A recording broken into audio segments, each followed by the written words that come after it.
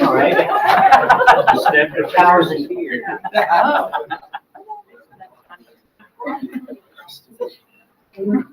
Yeah. I want to see what Josh says.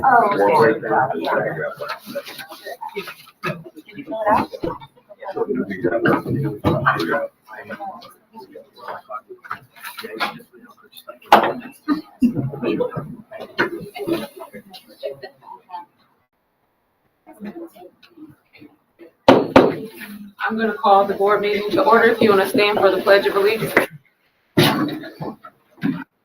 Allegiance to the flag of the United States of America and to the republic for which it stands, one nation, under God, indivisible, with liberty and justice for all.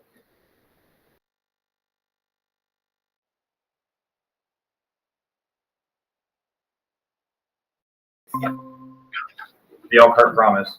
Every student is known by name, challenged and supported by a highly effective staff, and in partnership with the community will graduate career, college ready, and life ready. Thank you. You guys will have an opportunity to speak at the end of the meeting. If you want to fill out the paper in the back of the form that Dora's filling out, you have 3 minutes at the end of the meeting. You can speak about whatever you want. I do want to remind everybody, if you are speaking about any personnel issues, we ask that you see an administrator or Doug or Bruce that can help you out with that. We really would love for you to not talk about personnel issues over the mic, saying names or any specifics. We would appreciate that. And I'll also ask for questions or comments after each agenda item. So first on the agenda is our moment of pride. So we have Janelle.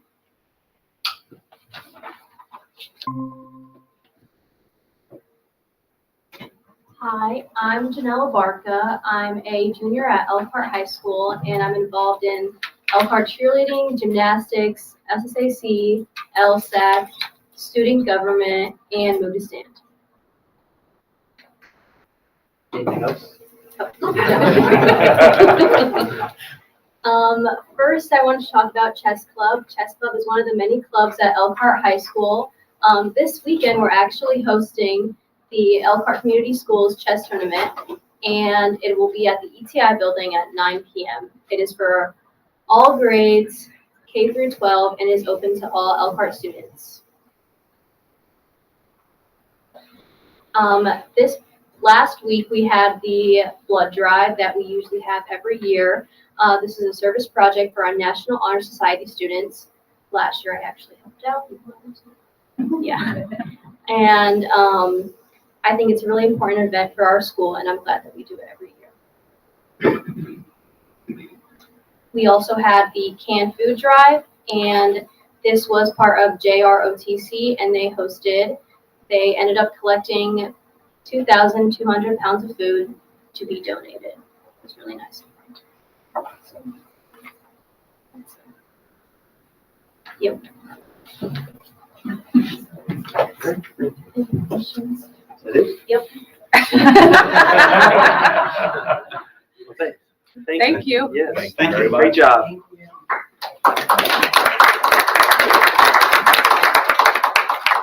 All right, up next, we have our consent items. Is there a motion to approve? Oh, wait a minute. What?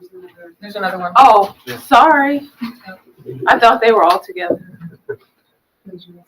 Skills USA. EAC Skills USA National Competition.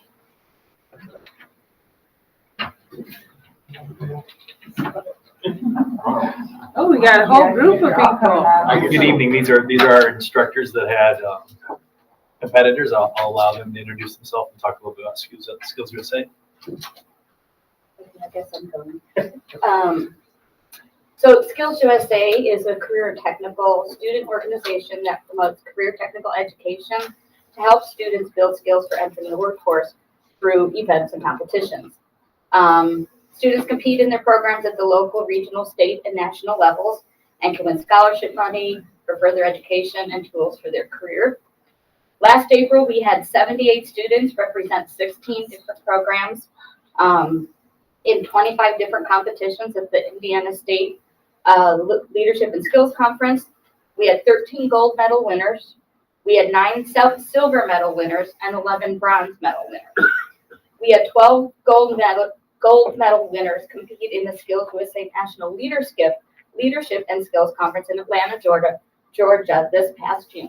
I'm nervous. It's so exciting, so just don't even. All students placed within the top 20 of the nation. Some of their competitions only had 27 students, but they all placed in the top 20. And we had 2 students who placed in the top 10. And that was photography and, oh yes, Jolene. Our other one of our- instructors working on the ambulance. Yeah, So she's on the couldn't be here. ambulance tonight, so it was a medical cardiology student. I kind of took over as coordinator in 2018, and we have gone to nationals every year since I've taken over, and I believe every year before I took over. Due to but you. It's not due to me. It is due to these wonderful, and we do have a student who came back. He graduated, and he's in the diesel program, and so he came back just for this. So, but it's not up to me, it's up to these wonderful teachers who teach them the skills and help run contests, travel. Yeah, who do we have? Who's here? We have Ryan Gortney from our power equipment program, Kenny Helbling, our new, Audio, video production, Audio, video I keep production. radio and, You guys radio and. mind coming closer to the microphone so people online can hear you? Thank you. I teach audio video production, basically intro to audio, radio, television, video production, film production. Fun fact, I'm actually teaching the class at the Career Center that I took when I was in high school 20 years ago. After I graduated, I went off, worked in numerous different radio and TV production areas in the news agencies, won 2 Emmys and an AP award, all because I got my start here at the Elkhart Area Career Center. So I'm very proud to come back and hopefully make my students more successful than what I was. So Thank you. this is Mrs. Herzl, Melissa Herzl. That it was her student who was just up on the screen. She is computer networking. Yeah, computer networking. Yeah, the Career Center is awesome for these kids. I worked through as a TA for years and then got the opportunity to become the instructor 4 years ago. So that was awesome. Actually started out as his, I was, Mr. Seeger's teacher, yeah, I was assistant. the para in his classroom, so. Full circle. Full circle. So cool. This is Pete Listinsky. He's our diesel Diesel instructor. Service Technology. I'd like to introduce Gavin Roth. He was our representative in Atlanta, and I believe he placed 16th in the country, so. Congratulations. Great job. Congratulations.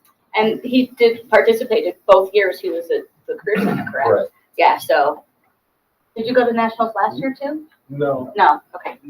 So, One left, Pat. Gavin. Oh. Go ahead. I'm Pat Brownwell. I'm the photography teacher. My student placed 6th in the nation. Sweet. Congratulations. Okay, Gavin. Well, no, Ryan. And. The famous Ryan Gortney, the famous. Brian Gordon, I teach the power equipment, motorcycle, aka horsepower. So we teach the kids everything from basic maintenance to complete tear down, overhaul, rebuild. So thank you. Just so you know, Mr. Gordon is my favorite instructor. Mr. Weaver keeps us busy. And Kevin, would you have a few comments for us? What are you doing? You graduated in May, correct? Yes. What I heard. And what are you doing now? What's your career plans? I'm currently working at McAllister Cat Equipment in South Bend. Wow, congratulations. That's big time there. I'm glad to see that you're not working on RVs. Yeah. Caterpillar. Then also the diesel instructor. Okay, are 4 bays going to be enough for you? I'd love to have 8, but Well, eight's coming, right? I will make you with 4. Okay. Got an excellent facility. Yes, Really proud. I'm very, very put together, probably, what, 5 years ago or something like that? Yeah, cool. It's been great. Well, and of course, like, there's no secret to my love for the Career Center. But before Skills USA, it was called VICA, Vocational Industrial Yes, Clubs of yes, America, which was an absolute, like, it was, I will say, I went to nationals myself in Arizona, and it was like a blessing, 2 years of it. So what it does for you as a student and what you have the opportunity to do and the development of Skills USA, and when I read about it, it's just at a whole nother level. So like, Gavin, congratulations, and way to like keep doing things. And you guys have, I say it 1,000 times, but honestly, you have no idea the value that we have in our school system because of all of you as teachers and the careers that are given an opportunity to kids that may not believe that they have an opportunity to do anything else. It's life-changing. I mean, the Career Center is life-changing. So thank you very much. Thank you. Thank you. Yeah, Thank for you. sure. Thanks. Thank you. Yeah.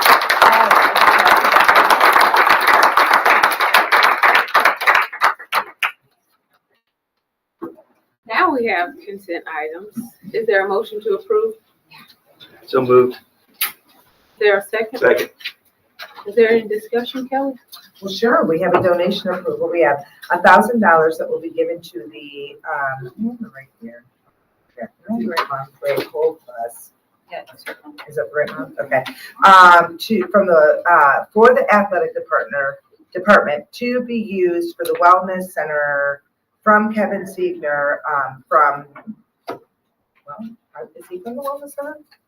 Yeah. Yeah, well, For okay, you athletic know what, we have programs. $1,000. It's gonna be amazing, okay, that's where we're at, so thanks, Kevin, again, from Kevin, yes.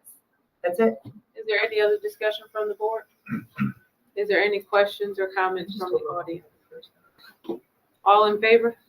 Aye. Opposed? Motion passes. Up next, Tony Giannissi. Excuse me, good evening. Tonight, the business office recommends approval of a request for proposals for construction manager as constructor for the projects that are listed in your board packet. And along with that, ask the board to authorize myself, Tony Giannissi, to publicly advertise the RFP on behalf of Elkhart Community Schools for release to prospective respondents. Is there a motion? So moved. Is there any discussion from the board? Is there any questions or comments from the audience? All in favor? Aye. Opposed? Motion passes. Tonight, the business office also recommends approval of the members of the evaluation committee as presented and authorize the evaluation committee to receive, review, score, and evaluate the proposals received by prospective respondents to the RFP. And then to make future recommendations to the board for selection of a firm to serve as the construction manager as constructor and enter into a contract for pre-construction services. I have to add at this point, I'm sorry, that because I've become so used to Bill Drummel, I actually overlooked him. He's listed in here. And unfortunately, tomorrow is his last day with us. So we would need to, I'll say respectfully, remove Bill from this list. So do we need to, can we vote or do we have to wait until after he removes? The list in the board package does not include Bill. Yeah. It's not. I was just looking at it. Oh, good. Is there a motion? So moved. Second. Is there any discussion from the board? Is there any questions or comments from the audience? All in favor? Aye. Opposed? Motion passes. Thank you. Bruce? All right, the calendar committee met several weeks ago, and basically this is a mirror image of the calendar we have this year, except for only 3 e-learning days as opposed to the 5 that we had originally scheduled for this year. So we've been told that the calendar committee met in record time this year of about only 15 minutes. But that was due to Chris drawing up the many options and easily discarding the others. Is there any discussion from the board? I have a question, Dr. Staley.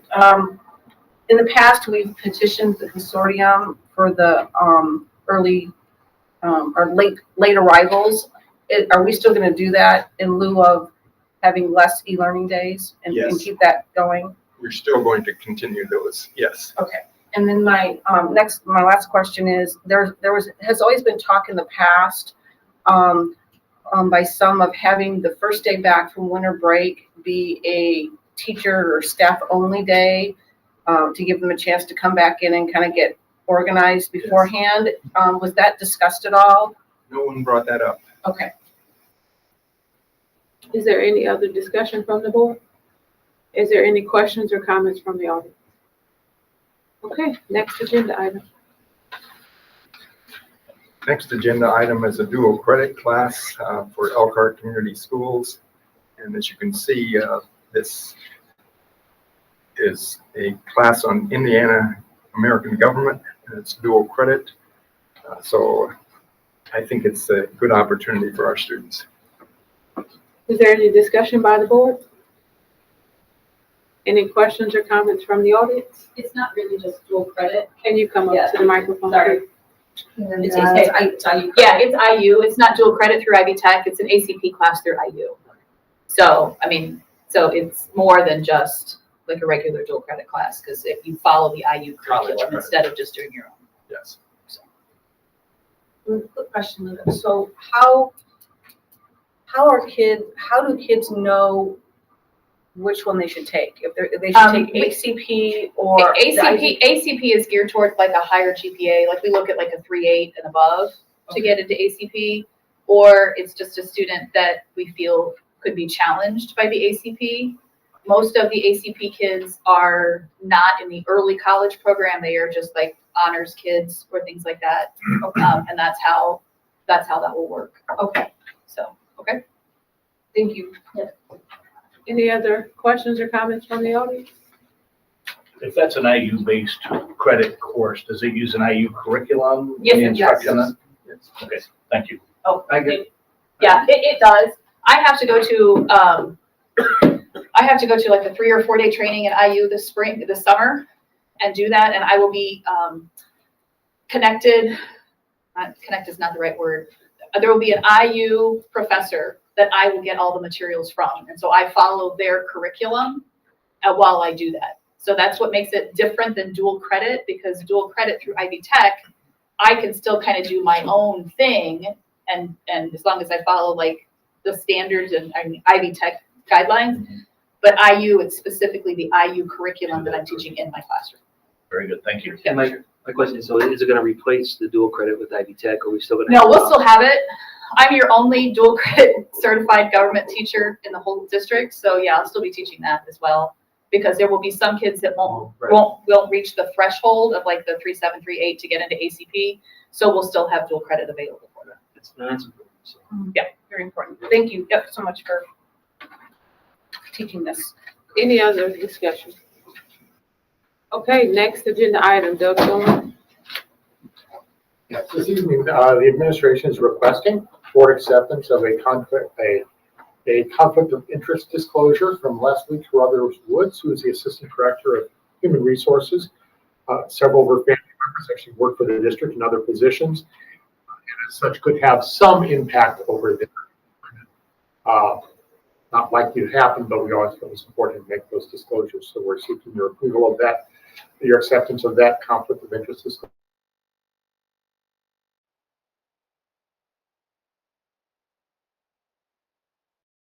Is there any comments from the audience? All in favor? Aye. Opposed? Motion passes. Thank you.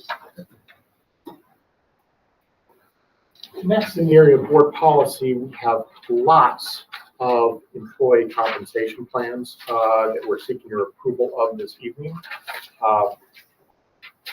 Those would include board policy 3422.01S, which is the food service employee compensation plan, 3422.02S, which is the mechanics compensation plan, 3422.03S, which is the bus drivers compensation plan, 3422.04S, which is the bus helpers compensation plan, 3422.05S, which is entitled the support staff salary schedule. That is actually the wage schedule for our maintenance employees. 3422.06S, which is the secretarial business compensation plan. 3422.07S, which is the executive assistant salary schedule. 3422.08S, which is the paraprofessional compensation plan. 3422.09S, which is the technical assistant compensation plan. 3422.10S, which is the registered nurses compensation plan. 3422.11S, which is the social workers compensation plan for our remaining classified social workers. 3422.12S, which is the compensation plan for employees in miscellaneous positions. 3422.13S, which is the therapist compensation plan. 3422.14S, which is the compensation plan for employees and technical assistants. 3422.15S, which is the permanent substitute teachers compensation plan. And 3422.16S, which is the licensed practical nurses compensation plan. If you would like, I could provide details on each of those compensation plans. However, as you recall, I did that in the form of a memo to you that was included in your packet this week. Is there a motion? So moved. You gotta wait for the second. You gotta wait. Second. Okay, I second it. I would like to make a motion to pull out 2 of these groups. I would like to pull out the paraprofessional and the technical assistance compensation plans and have those treated separately. That is an amendment to Mr. Weaver's motion. Motion now. We need a second. A second. Thank you. So now we're voting on the first group. We'll vote on the first group and then vote We'll go back to separately on that. Right, okay. So is there any discussion from the board? Is there any questions or comments from the audience? So we're voting on the first part. First. Yeah. All in favor? Aye. Opposed? Okay, the first motion passes. Okay. Okay, so now the second one. So the second one, the reason I asked for these to be pulled out is looking at the policies and first I want to say that thank you to everybody who was involved in working on these 16 different policies. I know a lot of work has gone into them, especially in a time frame to get these to be able to be put in place and effective as of January 1. But these 2 policies, as I was going through them and others were going through them, it became clear that there's some items that need to be dealt with that are outdated, that have been in place for 20 or 30 years and really aren't relevant anymore. And so we want to take the time to clean up some of these policies and make them more clear, clean, and consistent across the board. So what I'm asking to be done is for us to go ahead and approve these 2 policies as they are today, with the pay increases that are scheduled to take effective for January 1st. But in addition to that, I would like to direct the superintendent and his administration team to convene a working committee to update and evaluate the paraprofessional and technical assistant compensation plans to include any levels and or categories, update all job descriptions, responsibilities, qualifications, experience, expectations, and look at compensation to make sure that we're being competitive for our area. We want to make sure that to be able to recruit great people who are on the front lines and have a direct impact in teaching and supporting and helping our students learn. And so by doing this proposal, doing this working committee, I think we can accomplish that. Along with this proposal, I would like for the proposal, the new updated proposal, to be sent to the board for the first reading on May 1st, with an intention of an effective date of July 1st, 2024.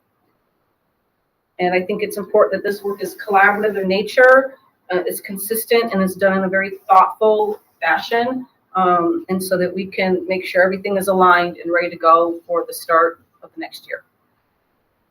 I make a motion. A second. I think we already had one. No, but didn't we have to motion that part of it? Yeah, then we have to vote. Yeah, We have to I motion motion that part, yeah. So we have. Yeah, I think we to need to have vote. that, I'd like to have that directed from the board Right, that's It's why we certainly need something that I've been interested in doing for a Right. long period of time.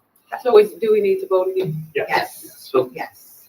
Um, So the motion is out there, the So second. which is one out are we there. voting on? you're Second. voting on, you're Vote. voting to approve the proposed changes, but also to direct the administration to convene this working group to come up with a revised compensation plan for both paraprofessional employees and technical assistant employee group. Okay, so there's just one vote coming up or two? One vote coming up. One vote that Correct. covers both Yeah. of them. So it Okay. covers the fact that we pulled it out, we created a committee, now we're asking it to be reviewed. It's in the dates. And that we Provided. have an actual date so that it starts effective July. So all the hard work that paraprofessionals have put into being heard and validated has come full circle. so is there any other discussion from the board? Is there any questions or comments from the audience? All in favor? Aye. Opposed? Motion passes. Thank you. Next, the administration is recommending board approval of a proposed agreement with the American Federation of State, County, and Municipal Employees. That is the union that represents our building custodians and groundskeepers. That tentative agreement was approved by them on November the 18th, and we're seeking approval this evening. Is there a motion? So moved. Is there a second? Second. Is there any discussion from the board? Is there any questions or comments from the audience? All in favor? Aye. Opposed? Motion passes. Thank you. Kevin? Good evening. Good evening. Excuse me. This evening, Business Department would like to report on the October 2023 financials.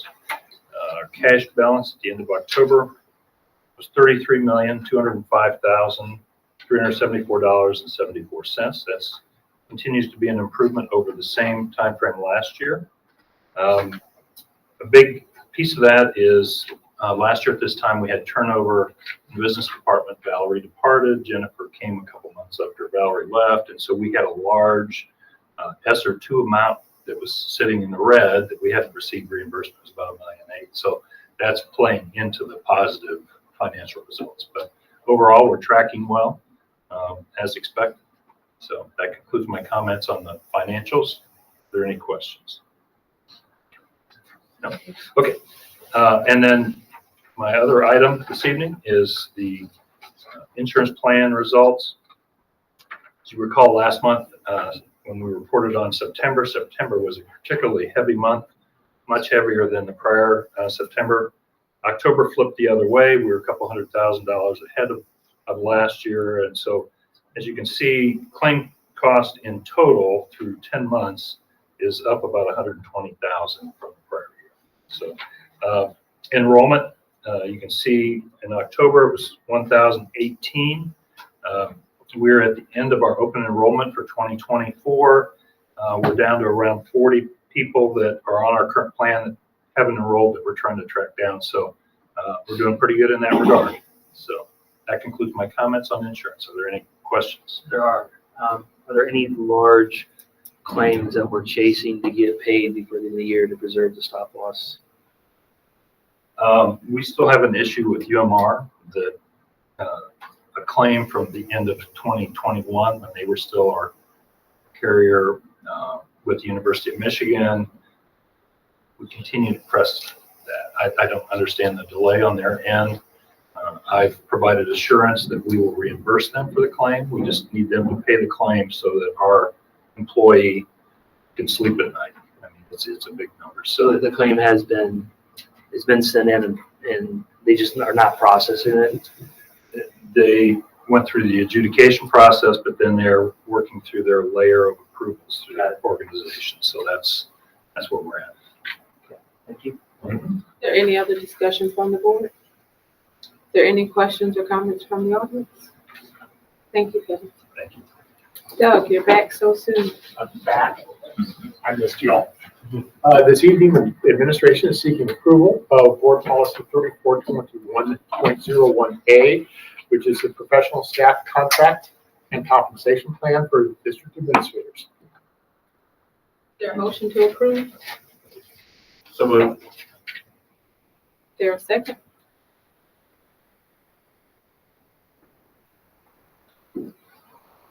Second.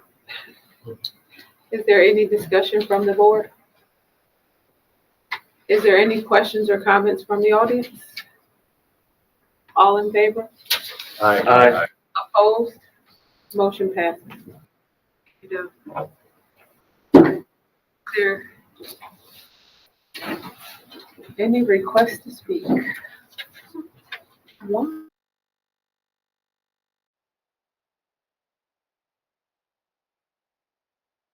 Linda? Wait a minute. You've been up here. I have. That's because I was answering your questions. This is different. So for me, I'm coming to you guys tonight as a teacher of early college students. You know, we have our high ability programs and we have some other programs, but we have early college, which is a program that encourages students to take advanced classes like our dual credit classes and see the potential of going to college after high school.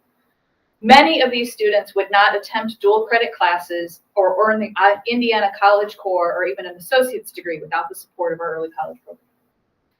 Across the state of Indiana, early college students both attend college at a higher rate than the state average and save families millions of dollars. According to the Higher Learning Commission in 2021, 53% of Indiana graduates went on to post-secondary education. Early college students went on at a rate of 73%. Since 2016, early college students have saved families statewide almost $82 million. Last year, early college students in Elkhart saved those families $331,418. Since the merger, Elkhart's early college program has started to decline. In 2020, the year before the merger, our early college students earned 45 of the Indiana College Core, and an additional 35 had 15 plus credit hours. In 2021, with students that had been at both high schools, 2 of those students received associate's degrees, 26 the Indiana College Core, and 35 had 15 plus credits. To put that into perspective, the graduating class of 2021 had 7 associate's degrees, 125 college cores, and 128 students with 15 plus credits. In 2022, Elkhart early college students attained 25 early Indiana College cores, and 30 had 15 plus credit hours, and 6 had between 9 and 12 credit hours. Last year, Elkhart early college students one person attained an associate's degree, 28 the Indiana College Core, and 19 had more than 15 college credits. Again, to put it into perspective, last year, 8 Elkhart high school students attained the associate's degree, 116 the Indiana College Core, and 121 had more than 15 college credits. I ask, how is it possible that with a double the enrollment with both high schools together as one, why are our early college numbers low? Our numbers should be increasing, not decreasing. Early college teachers and counselors understand the need for the program. We are struggling at the administrative level. But like all programs, funding can also be a stumbling block. But there's good news. In the last legislative session, House Bill 1001, the budget bill, established additional funding to schools via the academic performance grant based on the attainment of the associate's degree, completing the Indiana College Core, and attainment of dual credits. The funding is based per student. So my ask, along with all of those in Elkhart associated with the early college program, is that once the grant money is received by the state, which we don't know when that will be, that money be specifically set aside as early college funding, not just lumped into dual credit, not just lumped into honors. These students need more support, and with additional funding, the program will be able to bring more students in and help even more students and families of Elkhart. Thank you. Thank you. Do you have anything, Dr. Davis? Yes, there is an e-learning day coming up on Thursday, December 7th for the school corporation. And of course, as you're well aware, there's a public work session at your next board meeting on December 12th and the board meeting to follow at 7. Is there anything from the board? Just want to thank Dr. Staley for pitch hitting while Yes. Mr. Moore is Difficult. trying. And I just wanted to give an update with the superintendent search. We have our second round interviews on this Friday, December 1st. We have 3 finalists we're interviewing, so hopefully we'll have good news soon.